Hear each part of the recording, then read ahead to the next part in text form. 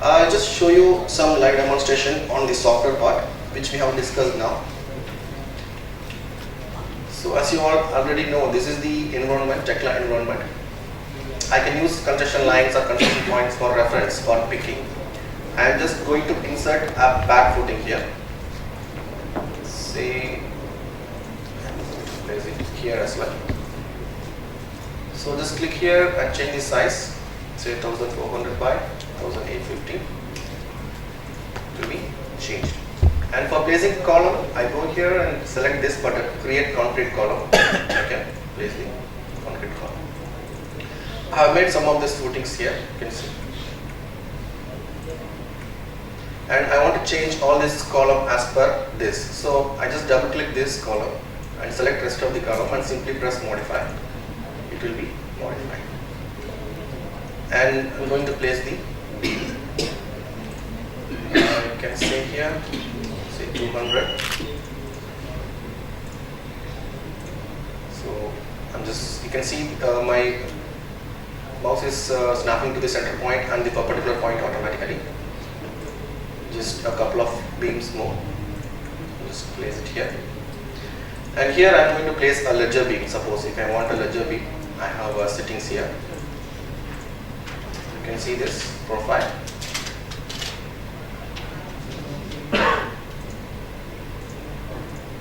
So this profile I can order. So just click here and the perpendicular point to model these beam. Again, to this to connect these two columns, I want to model a circular beam. So I model the same beam here. Just load the standard and modify this. I can make this as a curved beam using this radius option. Suppose this is my radius, and I am just making this as a curved beam. And I can model slab on top of it. Just picking the polygon points. Here I can say intersection point. I need to pick this intersection. Just intersection point. Here I'm going to pick one point. Later I'm going to make it as a curve. So now I'm just going to pick one point here. Then just click the intersection points.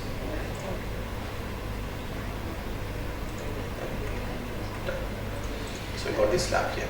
So if I hide this beam, you can see this is straight. So I'm just going to use a chamfer properties for this point to make it as a smooth curve.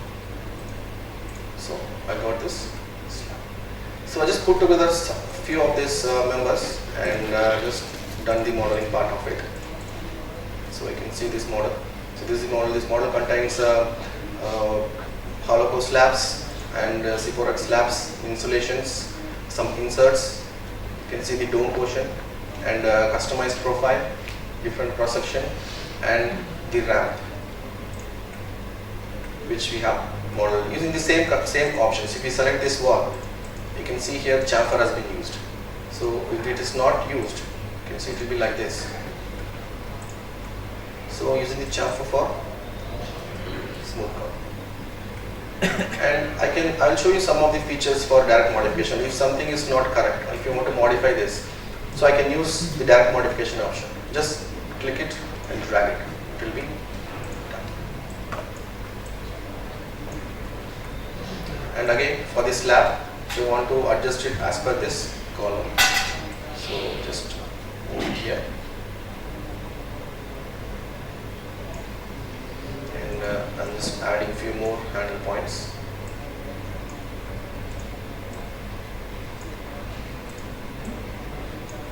It is done. We can also modify the reinforcement like this. I'll just show you how to model a rebar. You can just pick the shape, any shape, and the range from where to where you want the reinforcement. Change the color. So once I click the rebar, you can see the cover on all the sides. I can just click and drag to adjust the cover. Suppose 55 is my cover at the bottom, and the side it is 65. I can just click and drag. And also you can increase the number of handle. Suppose if you want one more leg here, I can add one more leg here. And I can also modify the shape. You can add one more leg here. It will be modified. And apart from that, I can control the spacing. That is centered on the spacing between each and every rebar. If I want spacing of 3 zones, 3 different spacing, I can just click and drag this button to divide this into 3 different groups. You can see now 3 different groups are there. So I can specify the spacing for each group. First group, I want 100 spacing. Second group, I want 200. And third group, again I want say 100. So it's very easy to manipulate this way using direct modification. So this is how we modify the reinforcement. Now coming to the macro, I will just show some of the macro for you, some of the components. Quickly I will show one component for precast. So just select this footing and column for the service. So it will be placed. And coming to the rebar macro, suppose we want for a pad footing, just search for pad footing. I got this 77 and select the footing. The rebar will be placed. I can select multiple footings at the same time. Select all these 2 footings at the same time, so rebar will be placed. So after that, I can go inside and I can change the spacing, cover value, diameter value, everything. And same way, if I search for column, I'll get many macros for the column. I can choose any one macro and I can apply for this. Similarly for beams, I can search for it. Depending upon various conditions, we can use the different beam macros. So pick 2 points. So for this beam macro, I would like to show one thing. Let me just model a beam here. Say like this. Let me change the size. And I'm going to use the same macro here. And let me show the change management, how it works. So what I'm going to do is, I'm just going to change the beam size here. Just make it as 400 by 300. You can see the reinforcement is getting adjusted. And what I'm going to do is, I'm just going to default, say twist 300 and chamfering, say 300. You can see the rebar, it's been adjusted according to my concrete.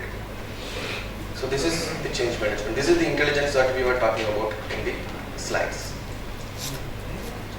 So let me show one macro for the slab as well. So let me take this slab and I'm going to apply this macro here. I can search for slab macro and just click. Your macro is done. Top 2 layers and bottom 2 layers. And if there is any opening coming, I have a macro for that. Place the macro and the rebar will be trimmed automatically, if you see here. And I can change the size of the opening or shape of the opening. It can be modified with additional bars. I can also manually include opening and see how the change management works. I can modify this opening to any shape and the rebar will be taken care. This is what the intelligence of the macro. So let me take one more slab here. Let me take this maybe. Let me apply the rebar. And I will show you the automatic lapping, how it works. Just applying the macro and just choosing the direction, in which direction you want it. And this is the rebar. Let me change class. Okay, now it is visible, right? So I'm going to apply automatic splicing. Whenever my rebar is exceeding the stock length I'm giving it here, it is 12,000 mm. I want to provide a lap and the minimum offset is 500 and the lap length is going to be say 450 and then modify. Can you see here? Lap has been staggered. One lap is here, another lap is in the other direction. So this is how the automatic splicing works. So let me create a drawing for that. Just creating drawing is nothing but just select it, right click, create drawing and cast create drawing. And the drawing is created. You can see the date, everything, size, type, what name it is, revisions, etc. And you will get the bar bending schedule here. Again, this bar bending schedules are customizable. You can add whatever data you want. If you instead of this pull out images, if you want only the values, numerical values, you can customize that. You can see the weight of individual bar and the overall bar of this particular slab.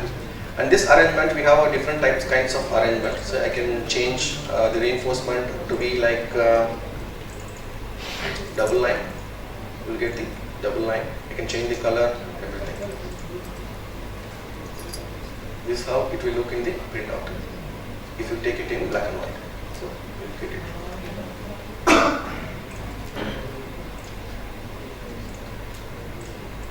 Alright. So once the drawing is created, I want to take out the report. For taking the report, the best way is to use the organizer. We have a specific setting for this. I have already splitted our model as per floor wise. These are automatic. Depending upon your grade levels, your model can be classified based on the floor levels and phase wise. So I will just show you how it works. Say if I want to choose the basement, I can select here. It will automatically select the basement in the model. So I can quickly generate the report from it. Just move this window here. You can see the report of that selected member here. I can choose say quantity takeoff. You will get this list. You can see footing F1 is 5 numbers. This is the grid position, profile, length, volume, top level. So grid F2, footing F2, F3, like that you will get the report. I can export it directly to Excel file.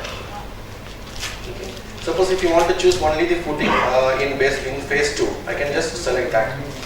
The same way I can choose columns. Suppose I have C1, it will select all my C1 column in my model.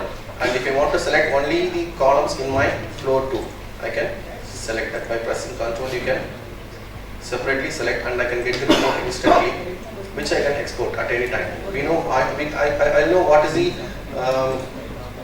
volume of that. If you want to cast that particular group of columns tomorrow, I can know what is my total volume. So 4.2 meter cube.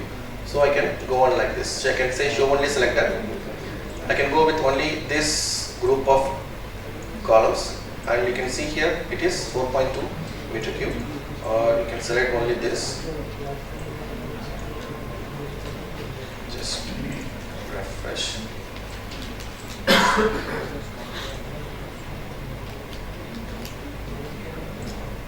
1.6 meter cube.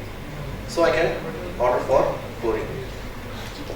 So like that we can take the instant report and we can segregate the model by easy selection. And here the advantage is, suppose if I am selecting the beams.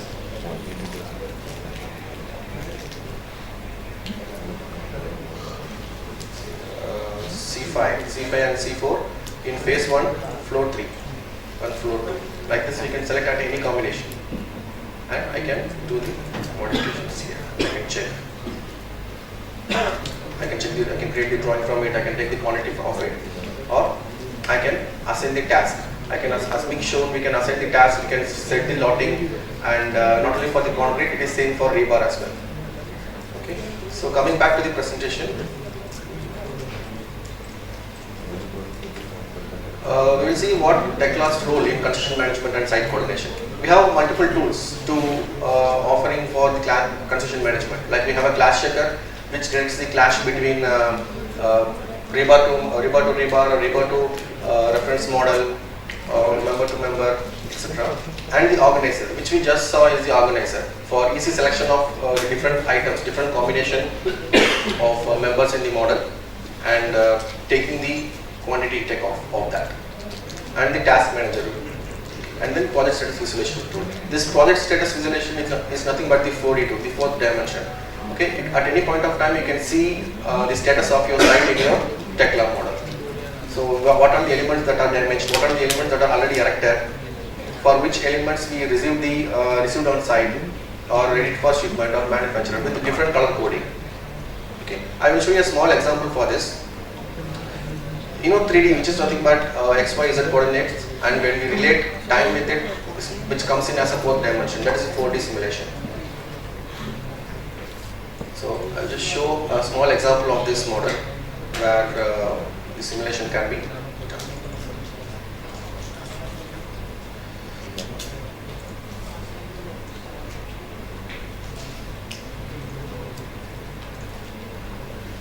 Okay, so I have a visualization tool. I'm going to see the status of today. Suppose today is my, I want to see the status of how my site looks like here. I can go here and then I'm just moving to the date which the project starts. Just refresh.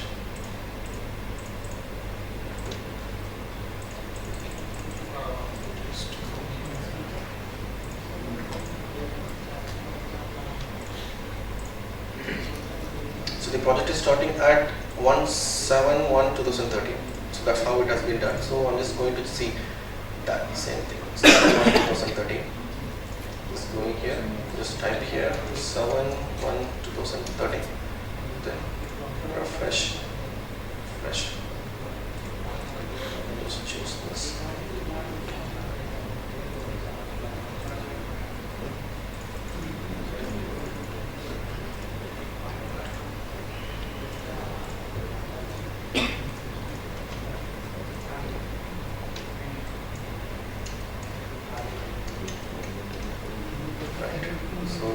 For one day. I want to see every day. So just jumping one day off.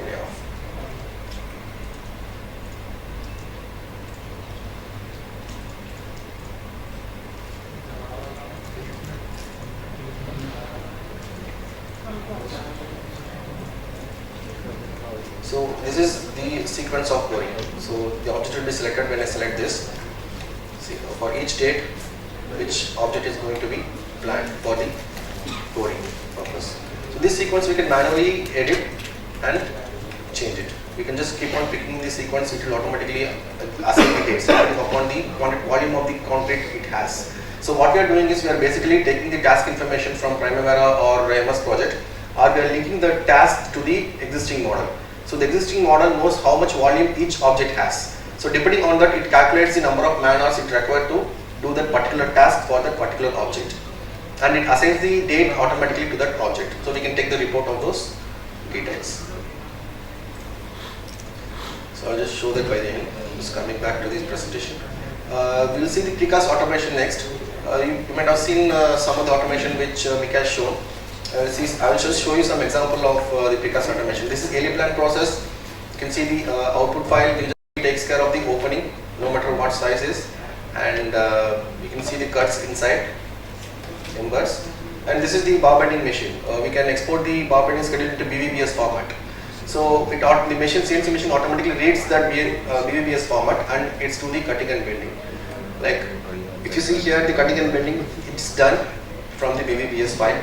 So I'll just show you the file which it is getting read from, and the shape will be cut and bend in the factory. So this is an example of the stirrups, or no matter what shape it is. So automatically it will take from the file and it does. So hexagonal rings. From the coil, it is directly to its and the shape with standard hook. So after that, we can also do the production integration with the machineries. That's what we saw here, and we can track the materials to the site using the bar, which we has shown throughout the fabrication process. And we can also use the model data. We can get the layout points from model to the total station machine.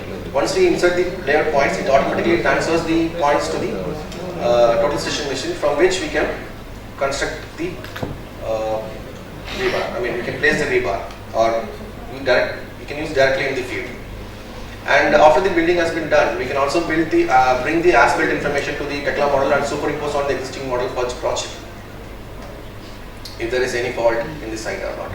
So like I said earlier, the more data you put inside, the more benefit that you are going to get. Starting from the safety feature, parking, site limit, safe routes for accessing, and the crane access. So everything can be modeled in Tekla and can be taken into account.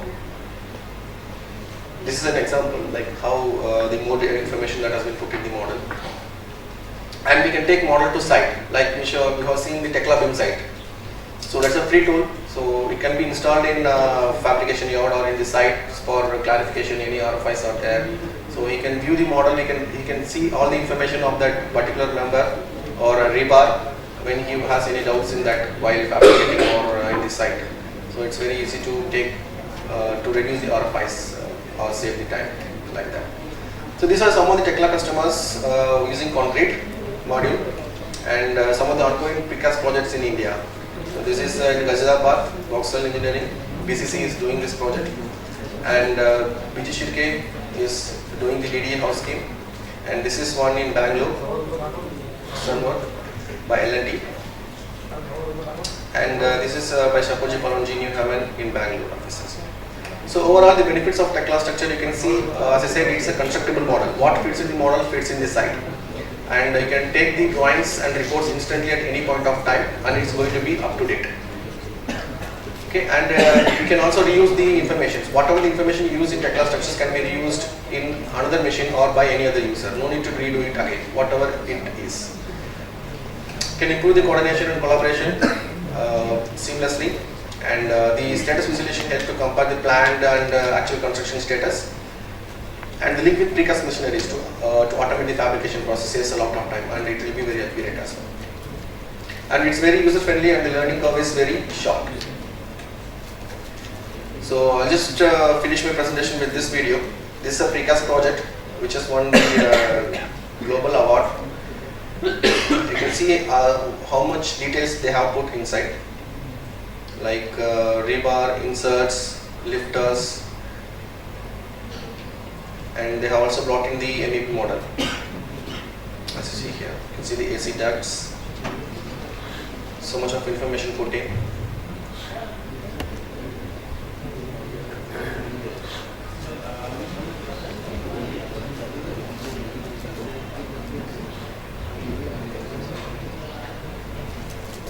So that's it from my end. Thank you.